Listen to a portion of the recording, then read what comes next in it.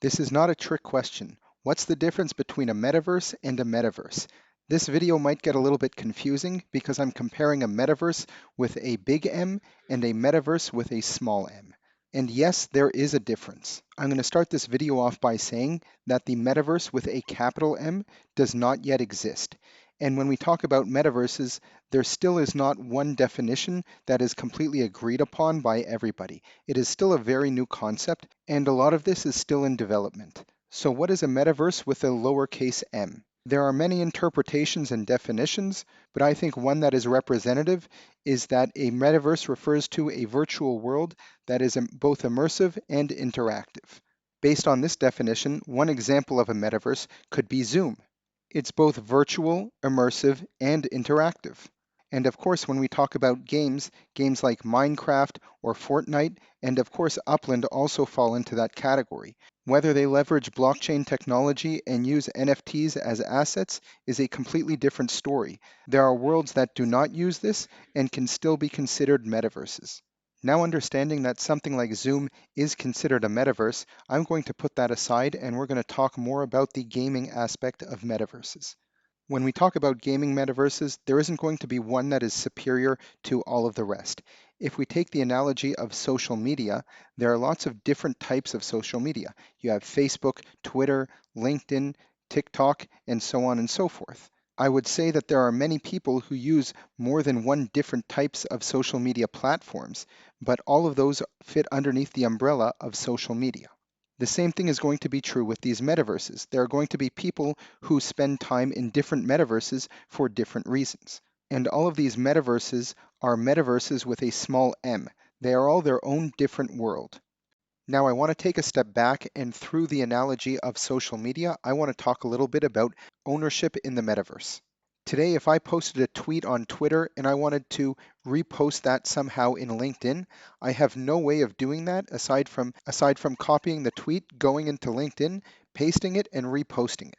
The data that I have created, the tweet, or maybe a picture if I uploaded it to Instagram, that is not owned by me, that is now owned by the platform.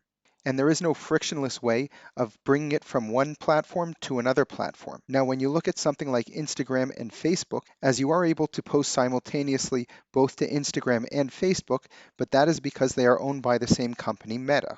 Since Meta owns both of those platforms, they have created a function to reduce that barrier where you can now share between the two different platforms. Now, if we go back to the concept of metaverses and we take a look at centralized metaverses such as Fortnite, Roblox, or even Minecraft, players are able to buy different things within the game.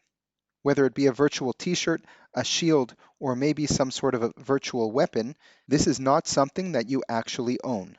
Now, what exactly do I mean own in this instance? Yes, you may have purchased it and they may have put it into your account, but that account does not belong to you. It belongs to the game. Let's say that tomorrow a game like Fortnite would go bankrupt. All of the assets that you have accumulated into your account is just within that game. If that game no longer exists, or if the platform decides to, they can just remove that asset from your account and take it away from you. That is not considered real ownership. Beyond that, you're not able to sell that item to someone else or transfer it outside of that world. Now, the advantage of a metaverse utilizing blockchain technology and NFTs is that it provides you with true ownership over the assets that you own. The definition of an NFT as non-fungible token means that something is inherently unique and there is only one of them. The blockchain is a public ledger that can keep track of any sort of transaction. So when you purchase an NFT, you are buying a digital asset that you are the owner of. As the owner of this digital asset, you can decide what you'd like to do with it, including selling it to somebody else.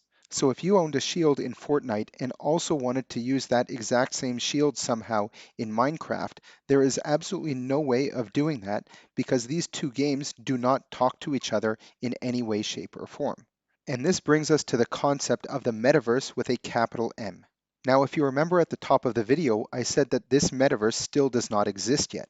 And the reason it does not exist is because the metaverse with a capital M includes all of the smaller metaverses with lowercase m's, and they allow them to connect to each other and transfer assets from one place to another. This means that, let's say I play both Upland and the sandbox, and I own a car in Upland, and I want to also use that car in the sandbox.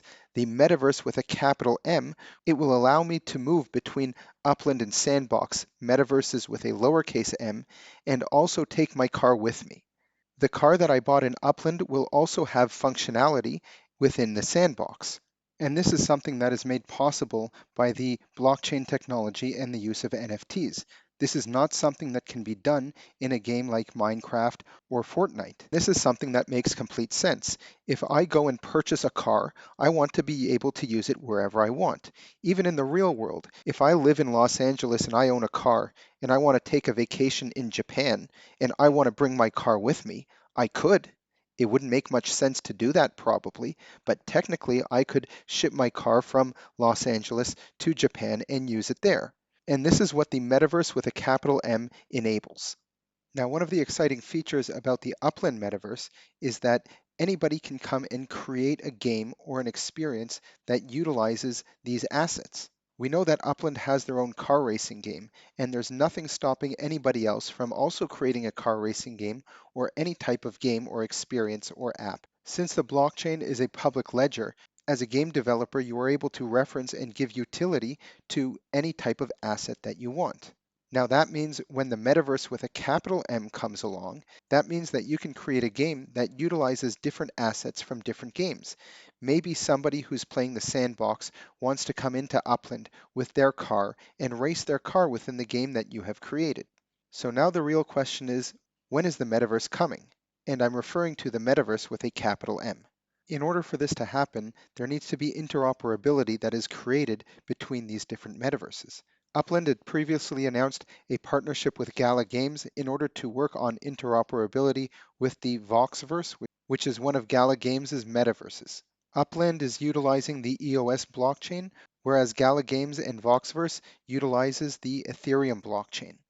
There is a lot of technical work that needs to be done in order to create a bridge that will translate and transfer an NFT from one blockchain to a second blockchain. Upland's roadmap includes creating a bridge to both the Ethereum blockchain and the Flow blockchain. I'm sure there will be other chains following as well, but these are the two that are currently listed on the roadmap. If you want to learn more about the partnership between Upland and Gala Games, take a look at the video in the upper right-hand corner. Beyond the interoperability aspect, if you have a car in Upland and you move it into the sandbox, how does it function? How does it look? How fast can you drive it? If for each potential metaverse you have to redefine these parameters, things can get extremely complicated. To tackle this problem, standardization between the metaverses with a lowercase m needs to be created. And for that, Upland is part of the OMA3, which is the Open Metaverse Alliance for Web3. Their goal is to ensure virtual land digital assets, ideas, and services are highly interoperable between platforms and transparent to all communities. OMA3 is open to all Web3 metaverse builders. Looking at the leadership for OMA3, we can see that Dirk Luth, who is the co-CEO of Upland, is the chairperson of this organization.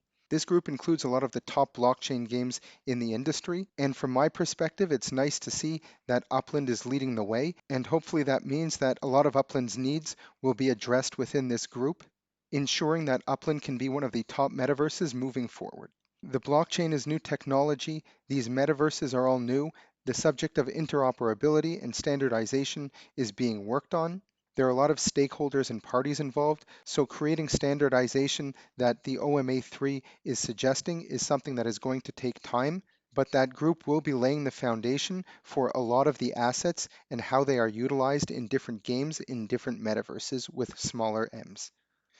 The metaverse, both with a capital M and lowercase m, are still works in progress, and we have to remember that Rome was not built in one day, and the metaverse won't be either.